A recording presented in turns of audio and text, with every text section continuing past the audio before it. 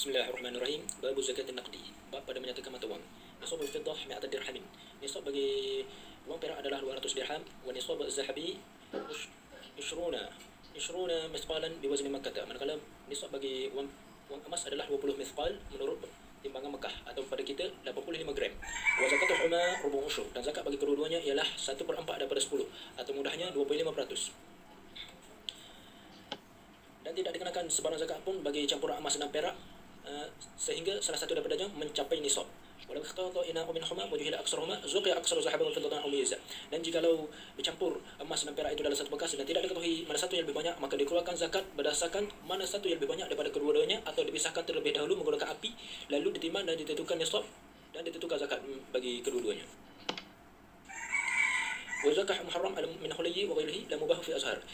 Semua peralatan sama ada perhiasan yang diharamkan untuk memakainya dikenakan zakat, manakala barang yang mubah pula tidak dikenakan zakat menurut pandangan azhar. Manakala menurut lawan kepada azhar itu, dia tu azhar tetap dikenakan zakat bagi barang yang mubah sekalipun. Famin muharram, dan di antara yang muharram al-ina, iaitu bekas emas sama ada dipakai oleh lelaki atau perempuan, sewar wal khalqal lilbasi ar-rajul, ataupun gelantangan atau gelang kaki emas yang dipakai oleh lelaki. Wala bittakhadha sawaran bila qasdi aw bi qasdi ijaratuhu lam lahu istimalu fala zakatu fi asah wa kadza law inkasarahu li wa qasada islahu.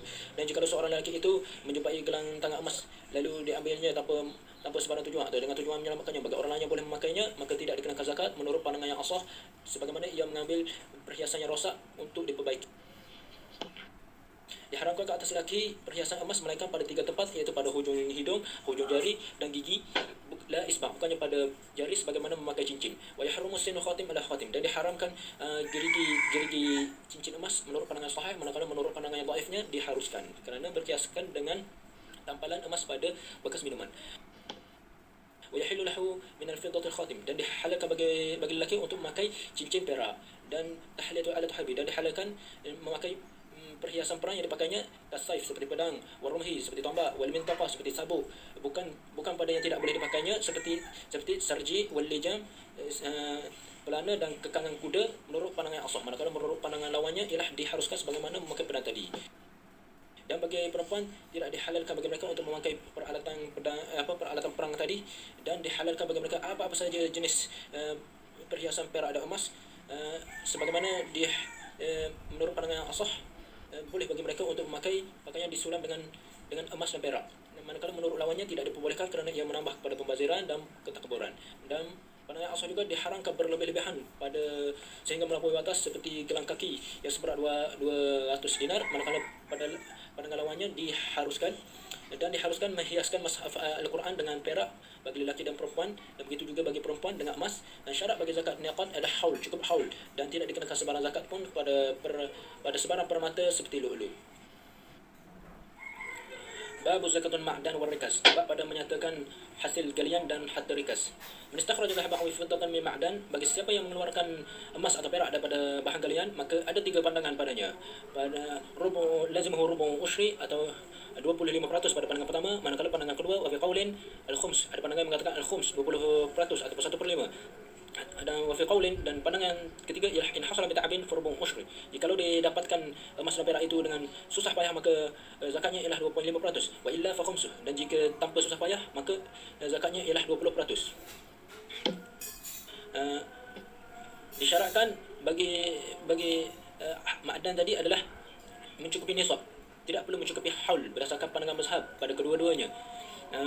Wa yadhummu ba'dahu ila ba'dhin in tatabu'an amal, dan ditambah antara satu sama lain jika kerja penggalian atau pelambungan itu berterusan. Wala yashtaratu ittisal an-nay' al-jadi, menurut pandangan jadi tidak disyaratkan berterusan waktu perolehan, manakala pandangan lawannya itu pandangan qadhi, jikalau terpisah dengan agak lama, maka tidak boleh digabungkan yang telah diperolehi tadi dengan yang baru diperolehi. Wa idza quti'a al-'amal bi uzrin dummi, dan jikalau terhenti pekerjaan pelambungan itu dengan uzur, maka boleh ditambah. Wa illa fala yadhmu al-awwal ila tsani, dan jikalau terputus pekerjaan itu tanpa uzur, maka tidak boleh dicampur antara perolehan yang pertama dengan perolehan yang kedua.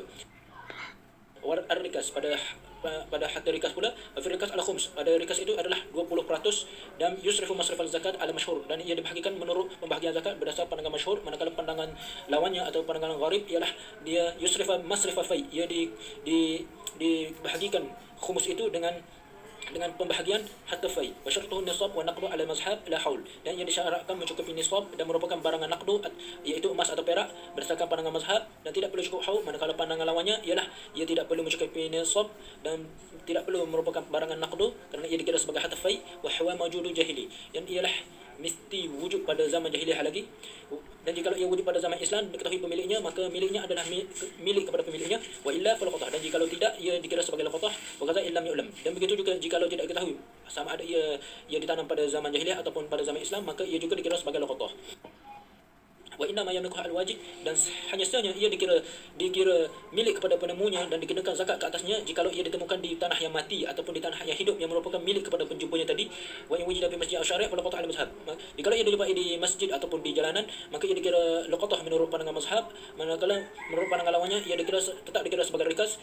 Walau tanaza'u za'ahu wala tanaza'ahu ba'in wa mushtari' aw mukrim wa muqtari' aw mu'ir wa musta'in sudiqa zuliyad bi yamini, dan jikalau berkelahi antara penjual dan pembeli ataupun penyewa dengan pemberi sewa ataupun peminjam dengan pemberi pinjam, sudiqa zuliyad bi yaminihi, maka dibenarkan orang yang mempunyai kuasa ke atas tanah tersebut dengan sumpah mereka, iaitu orang yang mempunyai kuasa tadi ialah pembeli, penyewa dan orang yang meminjam.